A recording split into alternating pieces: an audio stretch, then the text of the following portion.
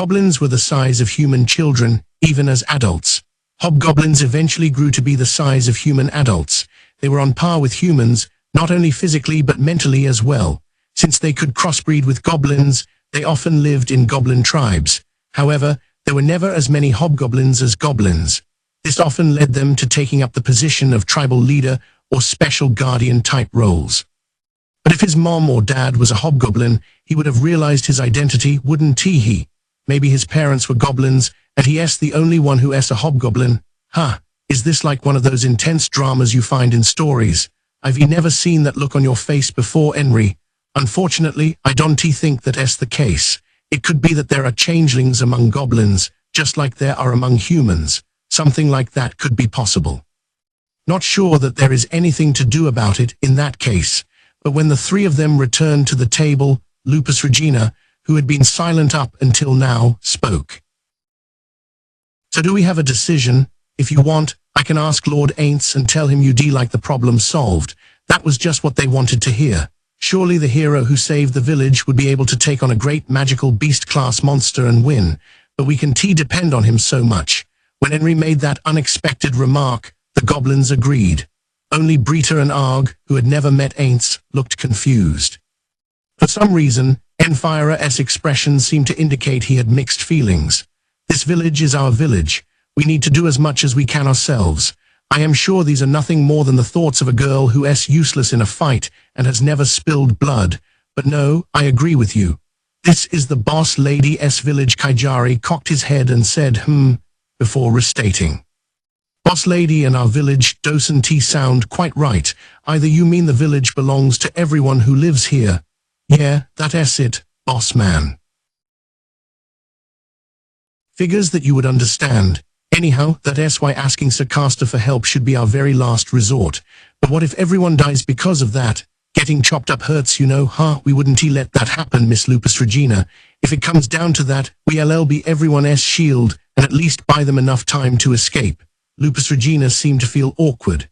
Then do your best. So as far as what action the village should take, I think we should contact or make a report to the Adventurers Guild in Rantle. When the guild takes a request, they send out a survey team first before doing any follow-up, so there'll be trouble if we wait until an emergency to make a request. As an ex-adventurer, Brita added her thoughts to Enfire's proposal. Yeah, the guild looks out for adventurers, so they don't die fighting an unexpected monster. People who are nuts, like workers, make fun of the practice, saying the guild coddles adventurers, but that's just a garbage accusation made by a greedy bunch. It's only natural for a guild to want to protect its members. Brita, I don't mean to imply anything bad about adventurers, but why do rates jump during emergencies, or why are some requests refused? Adventurers don't want to die any more than other people. Plus, the guild doesn't want to send adventurers to their deaths, either. So for very sudden jobs, even if they might not require an extremely skilled adventurer, the guild offers greater compensation to attract higher-ranking adventurers for the job. Henry, a village girl who wasn't an adventurer, meekly listened to everything the experienced Brita had to say. Certainly, from the point of view of someone who needed help, it was emotionally hard to swallow her explanation. But from an adventurer's perspective, it made sense. Well, even when the guild does investigate, there are still plenty of people who die from an unlucky encounter. Brita bit her lip. I still shake when I remember being attacked by that vampire. For a while I couldn't sleep without medication. A vampire? What are you talking about? Brita smiled bitterly in response to Arg's less than tactful question. It's a secret, but seriously, don't make me remember it. I'll pee my pants. But I told you my story. That was in exchange for us saving your life. So I guess our plan for the time being will be to report to the guild, and maybe make a request depending on how things go. I am sure the fee is no laughing matter, but we need to get an estimate. We also need to relay this information to Jujumu and the headman. That sounds good, right, Henry? I'll let the self-defense squad know. I have the feeling what we discussed here will end up being what we do. Henry nodded at Enfire's and Brita's comments. Okay, then I'll hang around the village a little longer before heading back. Are you sure you don't need Lord Aints' help? Yes. We like to do as much as we can on our own. Feel free to let him know what's going on though. Gotcha. Arg was still having a hard time understanding as he watched Henry and Enfira stand up and start working on their plan. What's so great about that woman? What's that? Arg trembled at the grown-up goblin's threatening voice. This grown-up goblin seemed stronger than any of the ones in his own tribe. Getting a hostile reaction from someone like that gave him goosebumps all over. Still, he couldn't suppress the curiosity that children naturally had. A girl's always in charge in Khan. Henry didn't look so strong to Arg. She seemed to have a bit of muscle on her arms and legs, but not anywhere near enough. He wouldn't say she needed as much muscle as an ogre, but a leader needed more than she had. He would have understood if she was a caster. In goblin tribes too, girls could become leaders if they could use those mysterious powers he didn't understand. But this one wasn't a caster anyway. He honestly couldn't understand why she was in charge. No, that's not it. Isn't that newer ranger lady stronger? Well, Miss Brita is pretty strong, but we raise stronger. Arg's impression of the grown-up goblin before him improved a notch. He sensed there was a reason behind the confidence that allowed him to make such a claim despite the difference in height. And the lady who appeared behind us, is she not that strong either? I mean, I was surprised when she showed up out of nowhere, but the grown-up goblin suddenly went silent and stared at Arg. Arg sensed something he couldn't understand and asked nervously, what? Is there something wrong with her? The lady who appears suddenly, her name is Lupus Regina. Yes, dangerous. I imagine you'll be in the village for a while, but don't talk to her. Stay away. I am saying this for your own good. Oh, okay. And I'll say another thing. It should be obvious, but if you do anything to any of the humans here, you won't get off with just a beating. Be ready to pay with your life. You got it. You're just telling me to accept being treated like a member of a defeated tribe, right? I promise. I won't harm anyone from the Khan tribe. All right, then, and don't go anywhere near Lupus Regina. Realizing how wary and frightened the grown-up goblin was of her, Arg took the warning to heart. Then he realized he hadn't gotten an answer to his original question, so he asked again, so why is Miss Henry in charge? Even Arg could learn. He was the smartest one in his tribe. He even had trouble meshing with the other members. For him, learning was simple. The grown-up goblin sighed. The boss lady is actually really strong. Huh, you're just weak so you don't understand. When she gets serious, she can wring a Barghest's neck with one hand. She can pour its blood into a cup and drink it. Really? Seriously? It's true. Arg recalled Henry's appearance. When he took a moment to think about it, he remembered her giving orders with a determination that resonated in the pit of his stomach. So that was just a glimpse of her true character. Our boss lady is just pretending to be weak. If you go around asking weird questions, she'll get pissed and wring your neck with one hand. That's a lot of work to clean up. The blood sprays everywhere. Oh, why is she pretending to be weak? I can imagine she'd have much to worry about if she's really that strong. When you're strong, some idiot always wants to test themselves against you. It's more troublesome than you'd expect. I thought being strong meant you could do anything, but maybe that's not the case. Arg got caught in a maze of thoughts. He didn't notice the look on the grown-up goblin's face. It said he was only joking. In the middle of the night, Henry suddenly woke up. She scanned the room and made sure nothing was off. The world around her was mostly pitch black. The only source of light was the moon coming in through the cracks in the shutters. The lighting was poor, but she didn't detect anything amiss. She strained her ears. Horses neighing, the sounds of knights running around in armor, people screaming. She didn't hear anything like that. It was an ordinary night. She exhaled quietly and closed her eyes. Perhaps because she'd been sleeping so deeply up until now, she didn't feel the urge to go right back to bed. So much had happened that day. After the meeting, they had gone to talk to the headman. Then they returned to explain to Jujumu. I wonder if they are okay. Jujumu and his team had gone back into the woods that evening to confirm the new information they received. Walking deep into the forest at night was too dangerous. Unlike humans, goblins could operate fine at night with even a little light. But many monsters, like magical beasts, were nocturnal. They grew active once the sun set. The danger jumped dramatically compared to the daytime. If there hadn't been urgent needs, such as making sure no other monsters were coming after Arg, even Jujumu and his team wouldn't have gone out right away. The goblins were strong, but that was only in comparison to Henry and the other villagers. There were monsters in the forest, like the great magical beast, more powerful than them. Henry was so scared at the thought of losing them that she flinched. And perhaps in response, her little sister snuggled up to her, murmuring, "NNGH." Henry opened her eyes slightly to look at Nemu. It didn't seem like she had woken her up. She could hear her even breathing. She suppressed a laugh just as she heard a soft knock at the door. It wasn't the wind, and she wasn't imagining things. She furrowed her brow. What could it be this late at night? But precisely because it was so late, it had to be something important. She dexterously shifted the blanket covering her sister and her, then slowly got out of bed. She moved carefully so as not to wake Nemu. Her heart pounded a little, thinking the creaking of the floor might wake her at any second. Ever since the incident, Nemu always slept with Henry. Her emotional wounds were severe. Henry didn't feel like trying to persuade her to do otherwise, because it comforted her just as much when she slept with her sister. But she knew that even when they went to bed together, there were times Nemu jerked awake from a nightmare. So when her sister was sleeping soundly, Henry wanted to let her rest. Quietly and slowly, she moved toward the entryway where the knocking showed no signs of stopping. When she nervously peered through the peephole, she saw Jujumu illuminated in the moonlight. She sighed with relief. In a low voice so as not to wake her sister, she called outside, "So you back safe, Jujumu?" "Yes, boss lady, we made it somehow. Sorry to wake you. I thought I should inform you right away." Henry opened the door slightly and slipped outside through the crack. She was worried the moonlight shining in would wake Nemu. Perhaps sensing her concern, Jujumu spoke quietly. "I want you to come with me." Now she smiled. "I don't mind. I am really sorry." Henry told him he didn't need to apologize and set off walking after him. She wondered if maybe it would have been better to wake her sister after all, but decided it was better to let her sleep.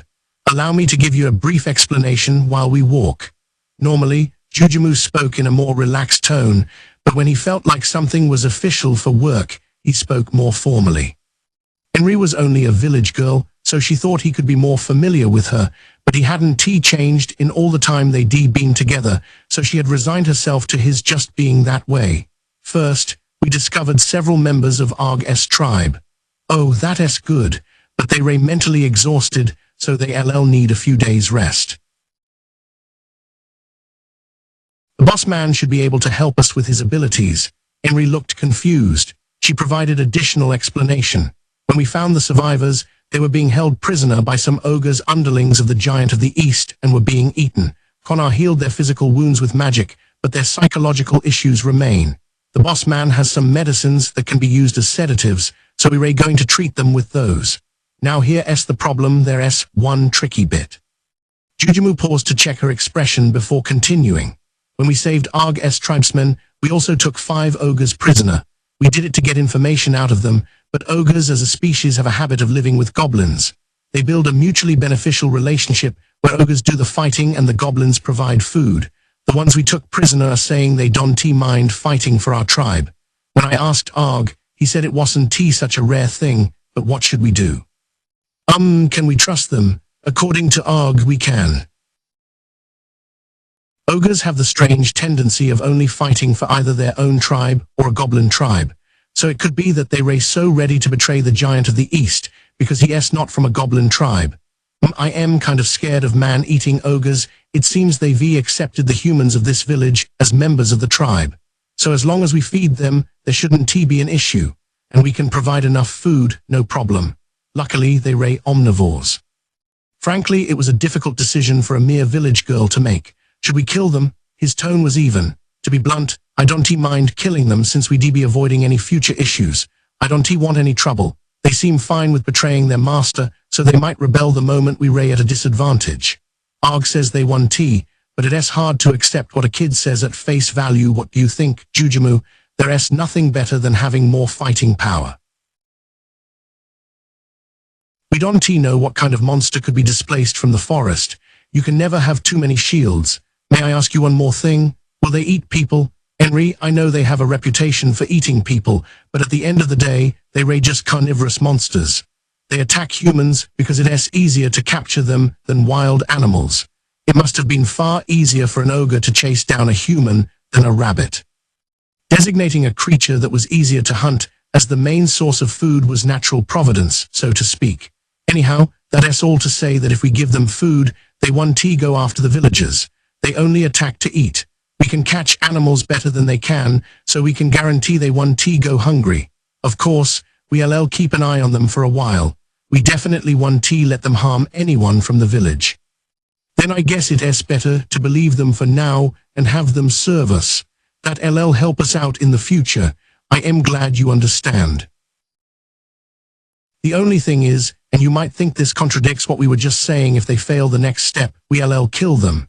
We were thinking about convincing them that you are the leader. Huh? Henry emitted a high-pitched shriek in spite of herself. The conversation had taken too big of a leap. Why do I have to lead the group, including the ogres? I am just a village girl. Jujumu should be the boss. I am doing this with an eye toward the future. We don't want them to realize that you are a normal human. We will follow your orders. But if the ogres 1T listen unless it comes through me or one of the other goblins, things could get extremely dangerous. I am the commander on the front lines, so there's no telling what might happen to me. We need someone in the rear, where it's safe, who can give orders to the ogres too. Henry worked her village girl brain furiously, so we need 2 people who can give orders. Jujumu nodded. Then why not NFI? Because depending on the situation, he might be helping on the front lines. I see that made sense to Henry. She agreed. If she was going to stay in a safe place, she should make herself useful. She had been hoping for a way to do that. But can I really dominate the ogres? We're going to right now, boss lady. Can you do some acting for me? There were 2 village gates, one at the front and one at the back. Henry was led to the latter. It was wide open. 5 ogres had prostrated themselves on the ground. They were the source of the intensely foul smell that reached Henry and Jujumu on the breeze. The goblin troops surrounded them. No one was missing. No one looked injured. Usually there would have been someone, human or goblin, up in the watchtower next to the gate. But today there didn't seem to be anyone. Perhaps the goblins wanted to give the couple some space.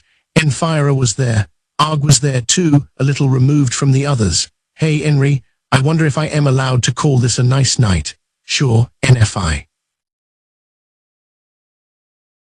The moon is pretty. Yeah, it looks so big. Sorry to interrupt your conversation. I don't mean to rush, but I'd like to get started here. After whispering to Henry, Jujumu raised his voice. Hey you guys, our boss lady is here. She's the one who decides if you live or die. The 5 huge ogres all raised their heads to look at Henry.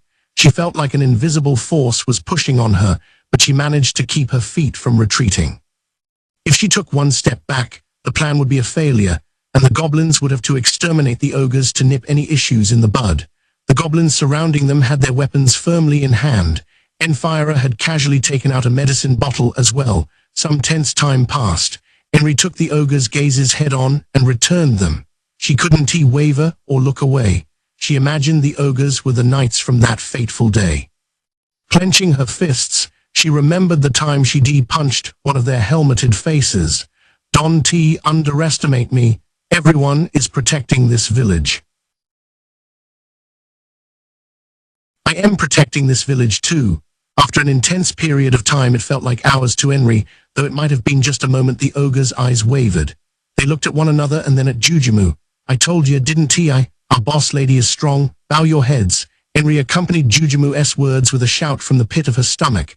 Even she was surprised how determined her voice sounded. She saw Arg flinch out of the corner of her eye. That didn't matter though.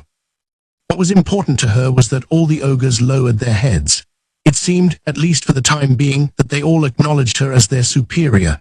All right, if you got something to say to the chief of the tribe containing this village and us goblins, say it now. With their heads still bowed, the ogres strung some words together with their gravelly voices. Tiny Fright Master, we are sorry. We attacked your tribe. Forgive us. The your tribe they meant was Arg S. For the sake of simplicity, they had said Arg and his companions were members of the Khan village tribe. If they hadn't, the ogre's brains would have short-circuited. We work for you. That's fine. Work for my tribe, she commanded, using up the last of her fight. She had said only a few words, but she was exhausted. She was as tired as when they had explored the forest. Just as she thought she wouldn't be able to maintain her boss attitude any longer, Jujumu stepped in to help.